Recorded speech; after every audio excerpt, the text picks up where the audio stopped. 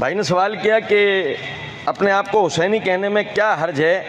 یزیدی بننے سے بہتر ہے کہ حسینی بن جاؤ؟ بھائی یزیدی کہنے میں کیا حرج ہے؟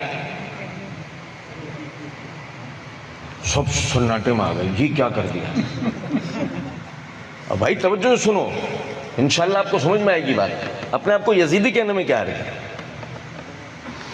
معاویہ رضی اللہ تعالیٰ عنہ کے بھائی تھے یزید بن ابی سفیان رضی اللہ تعالیٰ عنہ۔ میں یزید بن معاویہ کی بات نہیں کر رہا ہوں،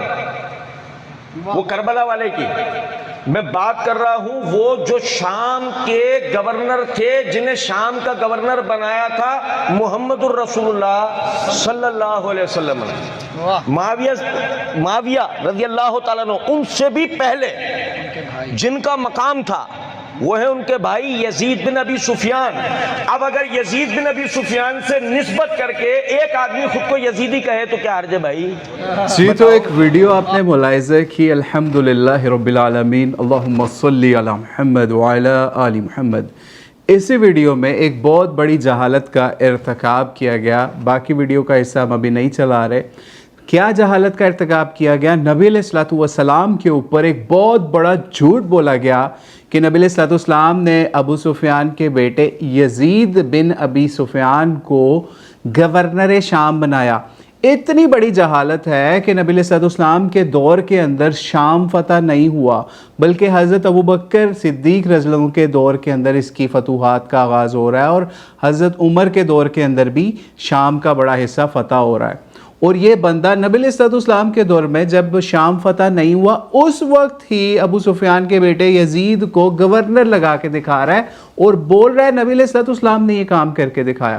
اور یہاں تک نہیں بلکہ اس کے ساتھ ہی جو دیگر یزیدی بیٹھے ہیں وہ واہ واہ واہ واہ کر رہے ہیں، اور ساتھ ایک اور جو یزیدی بیٹھا ہوا تھا عبد القیوم ظہیر، اس کو بھی آپ نے دیکھ لیا، اس کی بھی جہالت کا یہی لیول ہے کہ اس کو بھی یہ بات نہیں پتہ تھی۔ اور بہرحال ہم اس کے اوپر حوالہ بھی پیش کر دیتے ہیں، ہمارے پاس کتاب ہے الاصابہ فی تمیز الصحابہ، ٹھیک ہے، امام ابن حجر العسقلانی کی۔ تو اسی کتاب کے اندر جب ہم ذکر پڑھتے ہیں یزید بن ابی سفیان کا، ٹھیک ہے، تو اسی کے اندر سمجھ لیجئے یہ جلد ہے، سمجھ لیجئے جلد 6 ہے آئی تھنک، ٹھیک ہے، جلد 6 کے اندر جب ہم یزید بن ابی سفیان کا ذکر پڑھتے ہیں تو اس کے اندر بتایا جاتا ہے کہ حضرت ابو سفیان کے بیٹوں میں یہ سب سے افضل تھے، یعنی اتنے افضل تھے آپ یہ سوچئے کہ یہ تو ابن حجر لکھ رہے ہیں کہ سب سے افضل تھے، لیکن آپ نے کبھی یزیدیوں کے مساجد کے اندر یہ نام نہیں سنا ہوگا، ٹھیک ہے۔ لیکن اب جب یزید بن معاویہ کی نسبت سے نہیں بلکہ یزید کربلا والے یزید کی نسبت سے جب اس کو کہا جاتا ہے کہ یہ یزیدی اہل حدیث ہیں، چونکہ یزید کی وکالت کرتے ہیں، تو تب ان کو جا کے نام یاد آیا کہ او ہو ابو سفیان کا ایک بیٹا یزید بھی تھا جس نے ابو سفیان یا اپنے بھائیوں سے پہلے اسلام قبول کیا، اور یہ بھی لکھ رہے ہیں یہاں پہ کہ کس طریقے سے جناب ان کا معاملہ تھا۔ بہرحال اس کے اندر ہی وہ بتا رہے ہیں کہ حضرت عمر نے ان کو فلسطین کا گورنر مقرر کیا، اور وہ بھی کس طریقے سے، حضرت عمر نے کس طرح مقرر کیا؟ ڈائریکٹ نہیں کیا، بلکہ کیا ہوا کہ جب معاذ بن جبل کا انتقال ہوا، ٹھیک ہے، تو انہیں دمشق میں اپنا نائب بنایا ہوا تھا انہوں نے، ٹھیک ہے، معاذ بن جبل نے یزید بن ابی سفیان کو اپنا نائب بنایا ہوا تھا، تو حضرت عمر نے پھر ان کو اسی عہدے پہ برقرار کر دی، یعنی اس طریقے سے وہ شام کے یا پھر فلسطین والے ایریاز کے گورنر یا پھر سمجھ لیجئے بن گئے، کس وجہ سے؟ معاذ بن جبل کے بعد، ٹھیک ہے۔ اور وہ بھی ایک بڑی دردناک داستان ہے کہ کس طریقے سے اس وقت طاعون والی وبا یا طاعون امواس والی وبا چل رہی تھی، ٹھیک ہے۔ اور یہاں پہ ایک اور واقعہ بھی نقل کیا گیا ہے، وہ بھی ہم آپ کو بتا دیں یزید بن ابی سفیان کے حوالے سے، کہ ابن المبارک کتاب الزہد میں روایت کی ہے کہ حضرت عمر نے یزید بن ابی سفیان کے پیٹ پر سے کپڑا ہٹا ہوا دیکھا تو ان کی نرم جلد نظر آئی، تو کوڑا لہرایا، یعنی اپنا جو ان کا کوڑا ہوتا تھا، اور فرمانے لگے کیا کسی کافر کی جلد ہے یہ؟ اسی طرح نافع نے کیا روایت کیا، وہ لکھتے ہیں، فرمایا کہ میں نے ابن عمر کو فرماتے سنا کہ حضرت عمر کو معلوم ہوا کہ یزید بن ابی سفیان رضی اللہ تعالیٰ عنہما رنگ برنگے کھانے کھاتے ہیں، پھر ان کا ان کے ساتھ پیش آمدہ واقعہ نقل کیا، یعنی وہ جو پہلے والا واقعہ تھا، ٹھیک ہے۔ اور اسی میں ہے کہ یزید کیا کھانے کے اوپر کھانا اس ذات کی قسم جس کے قبضہ قدرت میں میری جان ہے، اگر تم لوگ ان کے طریقے پہ چلو گے تو ایسا کرنا تمہیں ضرور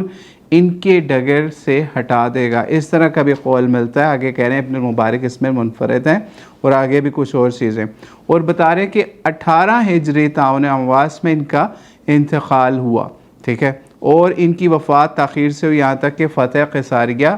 کے بعد 19 ہجری میں، یہ بھی ایک قول مل رہا ہے۔ تو یہ تھا معاملہ کہ ان کو نبی علیہ الصلوۃ والسلام نے فلسطین کا، شام کا، ان ایریاز کا گورنر نہیں بنایا تھا، بلکہ حضرت عمر کے دور کے اندر جب فتوحات اور یہ معاملات ہو رہے تھے اس وقت یہ معاملہ کیا گیا، یا ایون حضرت ابوبکر صدیق کے دور کے اندر بھی اس طرح کے معاملات کس طرح سے رپورٹ ہو رہے ہیں، وہ بھی یزید بن ابی سفیان کے بارے میں امام ابن حجر نے اپنی کتاب الاصابہ کے اندر نقل کر دیا۔ تو بہرحال ان جاہلوں کا اپنے حال سے کر لیا کہ نبی علیہ الصلوۃ والسلام کے اوپر یزید کے حوالے سے کیسے انہوں نے جھوٹ بول دیا کہ جناب یزید بن ابی سفیان کو نبی علیہ السلام نے شام کا گورنر بنایا، جبکہ شام اس وقت فتح ہی نہیں ہوا تھا، ٹھیک ہے نا۔ مطلب یہ ان کی جہالت کا یا ان کے علم کا لیول ہے۔ اب آخر میں یہ بھی بات بتاتے چلے کہ یزید کیوں کہا جاتا ہے، اس وجہ سے کہا جاتا ہے، یزیدی کیوں کہا جاتا ہے، حسینی کیوں کہا جاتا ہے۔ انہوں نے تو اس ویڈیو کے اندر اس کو جڑ دیا شیعت کے ساتھ، حالانکہ یزیدی اس وجہ سے کہا جاتا ہے جو یزید کی وکالت کرے گا اس کو یزیدی کہا جائے گا، جو حضرت حسین کی وکالت کرے گا اس کو حسینی کہا جائے گا۔ یہی وجہ ہے کہ اس وقت اہل حدیث کے اندر دو بڑے گروہ، بلکہ پوری دنیا کے اندر جو مسلمان ہیں ان کے اندر دو بڑے گروہ پائے جا رہے ہیں اس وقت۔ کون کون سے؟ ایک یزیدی، دوسرے حسینی۔ یزیدی وہ جو کہ آج کے دور کے حکمرانوں کے تلوے چاٹتے ہیں یا پھر ان کی وکالت کرتے ہیں، ان کو یزیدی کہا جاتا ہے، یا پھر اس دور کی بنو امیہ کی وکالت کرتے ہیں، یا بنو امیہ میں سے یزید بن معاویہ کی یا اس کے خاندان کی وکالت کرتے ہیں اہل بیت کے خلاف، یا پھر حضرت حسین کے خلاف، ان کو یزیدی کہا جاتا ہے۔ سمپل فارمولہ ہے، چاہے وہ شیعہ ہو، چاہے سنی ہو، چاہے بریلوی ہو، چاہے دیوبندی ہو، اہل حدیث ہو، وہابی، کوئی اس کے اندر تخصیص نہیں پائی جاتی۔ اس وقت مسلمانوں کے اندر دو بڑے گروہ آ چکے ہوئے ہیں وجود کے اندر، علمی لحاظ سے، فکری لحاظ سے، کہ جو حکمرانوں کے تلوے چاٹے گا چاہے وہ شیعہ کے اندر سے ہو، وہ یزیدی ہوگا۔ جو حکمرانوں کے خلاف جو ہے وہ سمجھ لیجیے حضرت حسین کی فکر پیش کرے گا، اور حضرت حسین کی فکر یہ تھی کہ جس وقت دین کی حدیں پھلانگی جا رہی ہوں، ظالم حکمران جو ہے وہ اسلام کو چھوڑ کے اپنی مرضی منمانی کر رہے ہوں اور زبردستی اقتدار پہ آ رہے ہوں، ان کو جو بھی روکنے کی بات کرے گا زبان سے، عمل سے، علم سے، جس طرح سے مرضی، چاہے وہ شیعہ میں ہو، چاہے سنی میں ہو، چاہے بریلوی دیوبندی اہل حدیث میں ہو، وہ حسینی قرار پائے گا۔ تو اتنی سی بات تھی جو اس یزیدی اہل خبیث لوگوں کو سمجھ میں نہیں آتی، یا پھر جو سیف اللہ محمدی صاحب ہیں ان کو سمجھ میں نہیں آتی، یا اور یزیدی لوگ ان کو سمجھ نہیں آتی۔